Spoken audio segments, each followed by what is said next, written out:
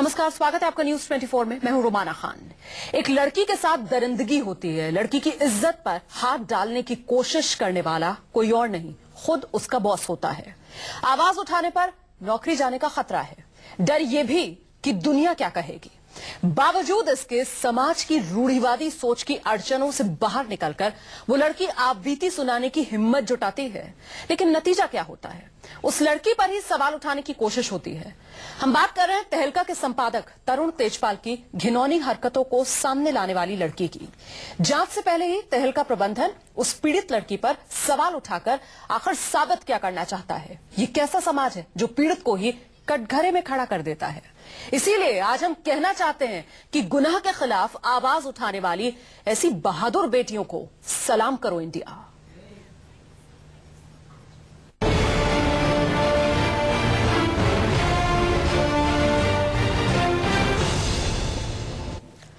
दरअसल बड़ी हैरानी होती है जब एक बॉस अपने संस्थान में काम करने वाली अपनी बेटी की उम्र की एक लड़की के साथ घिनौनी हरकत करता है। लेकिन उससे भी हैरानी तब होती है जब बिना जांच रिपोर्ट के पीड़ित लड़की पर उंगली उठा दी जाती है। जी हां, रेप केस में तहलका के संपादक तरुण तेजपाल पर गिरफ्तारी की तलवार लटक रही है, मगर अपने बॉस की शर्मनाक करतूतों पर पर्दा डालने की कोशिश क्यों कर रहा है आखिर तहलका प्रबंधन? पीड़ित लड़की पर सवाल उठाकर तहलका की मैनेजिंग एडिटर शोमा चौधरी क्या केस को कमजोर करने की कोशिश नहीं कर रही हैं? जांच से पहले क्या तहलका प्रबंधन अपने बॉस को बचाने में जुट गया है? ये तमाम सवाल जिस पर आज चर्चा करेंगे हम, लेकिन उससे पहले जरा एक रिपोर्ट देखिए आप। Regardless of the differing versions, whether it was consensual or non-consensual, as a leader of institution, he had transgressed, and in addition to her, he had betrayed the faith of other journalists, so he stepped down. ये तहलका की managing editor शोमा चौधरी हैं, जो rape के आरोप में फंसे अपने बॉस और तहलका के संपादक तरुण तेजपाल के बचाव में शर्मनाक दलीलें दे रही हैं। सहमति और असहमति की भद्दी दलील, वो भी उस लड़की के बारे में जिसने अपने बॉस, अपने दोस्त के पिता तरुण तेजपाल की गंदी हरकतों को जमाने के सामने लाने की हिम्मत जुटाई। जरा सुनिए उस लड़की की हिम्मत को सलाम करने के बजाय कैसी दलील दे रही है शोमा Chaudhary. Regardless of the differing versions, whether it was consensual or non-consensual, as a leader of institution, he had transgressed, and in addition to her, he had betrayed the faith of other journalists, so he stepped down. तो क्या शोमा चौधरी यौन उत्पीड़न के संगीन आरोप को सहमति और असहमति के जाल में उलझाकर कमजोर करने की कोशिश कर रही हैं? राष्ट्रीय महिला आयोग की सदस्य निर्मला सामंत ने न्यूज 24 से बातचीत में कहा कि शर्मनाक बयान के लिए शोमा चौधरी को नोटिस भेजा जा सकता है। पता नहीं आपने निर्मला जी वो पढ़ा है कि नहीं, उस लड़की के 6 पेज के बयान, हर लाइन रोंगटे खड़े कर देने के लिए काफी है। कोई लड़की किस ट्रॉमा से गुजरी होगी तरुण तेजपाल के सामने। मैंने पढ़े हैं। सबसे पहले मैं ये बहुत ऑब्जेक्ट करती हूँ कि कंसेंशुअल सेक्स के बारे में उन्होंने बोला है। शोमा चौधरी को मुझे लगता है कि एनसीडब्ल्यू को नोटिस देना पड़ेगा और उसको आके यहाँ माफी मांगनी पड़ेगी। बहरहाल घिनौने आरोपों के बाद तरुण तेजपाल पर रेप का केस दर्ज हो चुका है। मशहूर लेखिका उर्वशी बुटालिया की अध्यक्षता में कमेटी गठित हो चुकी है। गृह मंत्रालय ने गोवा सरकार से रिपोर्ट तलब की है। आरोप साबित हुए तो कड़ी सजा भी हो सकती है। लेकिन तहलका की तरफ से पीड़ित लड़की की शिकायत का मेल और तेजपाल का माफीनामा लीक होने पर भी सवाल उठाए जा रहे हैं। No, it was leaked so instantaneously that further action was not possible in a measured way. सवाल है कि यौन उत्पीड़न से मचा तहलका दफ्तर के मेल बॉक्स से अगर बाहर नहीं निकलता तो क्या आरोप दब जाते? सवाल ये भी कि रेप और यौन उत्पीड़न के मामलों में जब भी रसूखदार लोगों पर आरोप लगते हैं तो मुंह खोलने की हिम्मत करने वाली लड़की पर ही सवाल क्यों खड़े कर दिए जाते हैं? यौन उत्पीड़न के खिलाफ आवाज उठाने वाली पीड़ित को सल्यूट करने की जगह उल्टे कटघरे में खड़ा करने की कोशिश क्यों की जाती है? हालांकि मशहूर लेखिका शोभा डे पीड़ित लड़की के जज्बे को सलाम कर रही है। ये जो लड़की है, जो इसने बहुत हिम्मत दिखाई है जब वो आगे आके उसने जो पूरा कोरॉबरेट किया है। ऐसे नहीं कि उन्होंने वाइल्ड एलिगेशंस किए हैं। It takes a lot of guts to come forward and make these charges. इस बीच तरुण तेजपाल पर कसते कानूनी शिकंजे के बाद दिल्ली में तहलका दफ्तर के सामने अखिल भारतीय विद्यार्थी परिषद ने जमकर प्रदर्शन किया।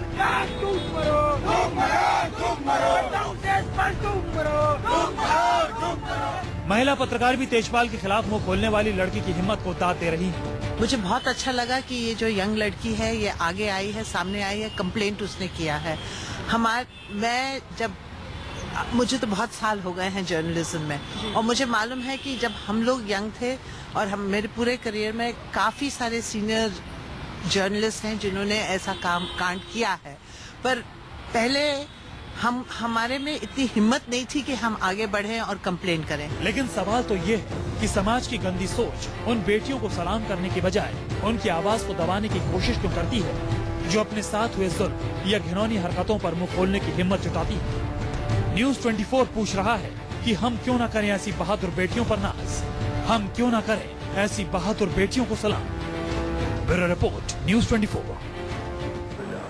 तो आज का हमारा मुद्दा बहुत साफ है कि बहादुर बेटियों को सलाम करो इंडिया। लेकिन क्या रूढ़िवादी सोच इसमें अड़चन डाल रही है? क्या रसूखदार लोगों की घिनौनी हरकतों के खिलाफ आवाज उठाने वाली लड़कियों को कटघरे में खड़ा कर दिया जाता है सिर्फ इसलिए ताकि उनके गुनाहों पर पर्दा डाल दिया जाए? इन तमाम सवालों पर बातचीत करने के लिए 3 खास मेहमान हमारे साथ मौजूद हैं। सतपाल चौधरी हमारे साथ हैं जो खाप नेता हैं, बरनाली बसाक हैं हमारे साथ वरिष्ठ वकील, और साथ ही हमारे साथ मुंबई से कुनिका लाल मौजूद हैं जो सोशल एक्टिविस्ट हैं। बहुत बहुत स्वागत है आप सभी का। सबसे पहला सवाल मेरा चौधरी साहब आपसे, जिस सोच के आप हिमायती है वहां तो ये मानकर चला जाता है कि लड़कियां अपनी आवाज ही नहीं उठाएंगी, ऐसे में ये लड़कियां जो नाइंसाफी के खिलाफ आवाज बुलंद कर रही हैं, आप सलाम करेंगे इन्हें?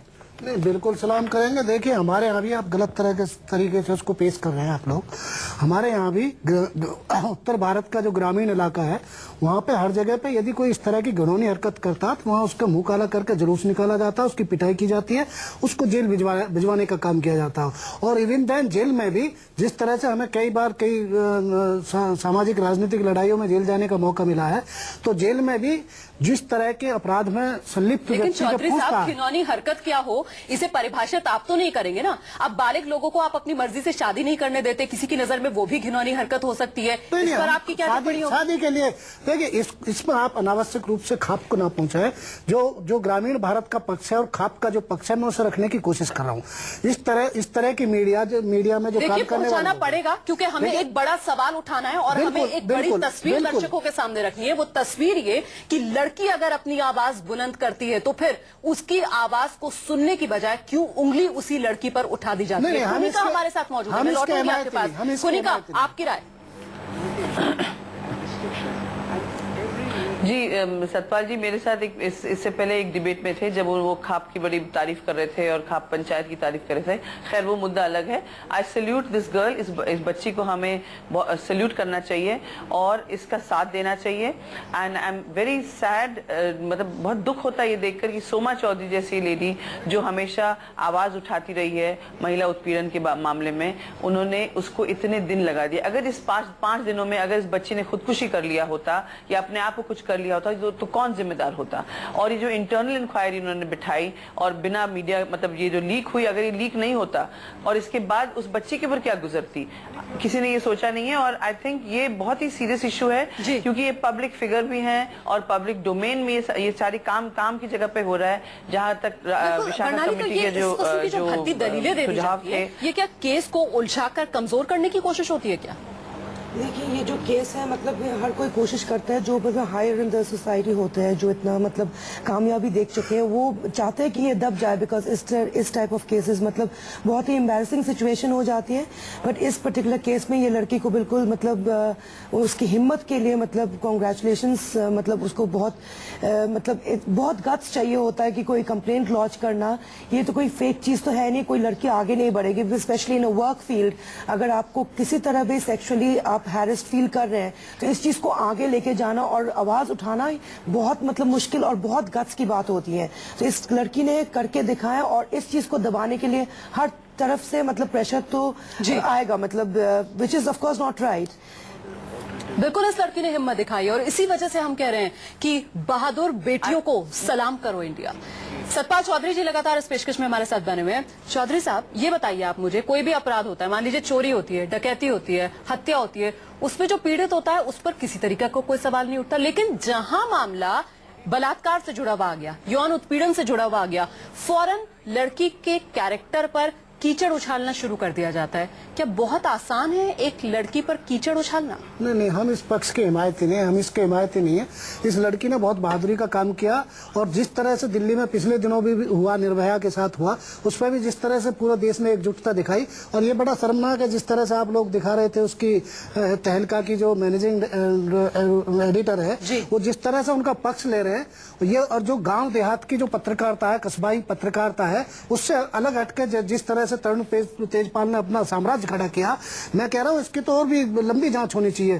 क्योंकि ये लोग जिस तरह से एक तरह से पत्रकारिता के क्षेत्र में जो कस्बाई पत्रकारिता से और बिल्कुल शहरी पत्रकारिता में आते हैं और हाई प्रोफाइल और पेज 3 की पत्रकारिता में आते हैं, उसका ये आदमी प्रतिनिधित्व करता है। चलिए, अच्छी बात है कि इस मुद्दे पर आप आम जो जनभावना है उसी के मुताबिक अपनी बात को आगे रख रहे हैं कि वाकई में ये हिम्मती लड़कियां, ये बहादुर बेटियां हैं जिन्होंने अपनी साथ हुई घिनौनी हरकतों को समाज के, देश के सामने रखा। इन्हें सलाम करवा लिया। कुनिका हमारे साथ मौजूद है। कुनिका, यहाँ पर चौधरी साहब हैं, इन्होंने अभी भी निर्भया केस का जिक्र किया, लेकिन उस केस में भी हमने ये देखा कि निर्भया केस में जो दोषियों की तरफ से वकील थे, फैसला आने के बाद उन्होंने क्या कहा?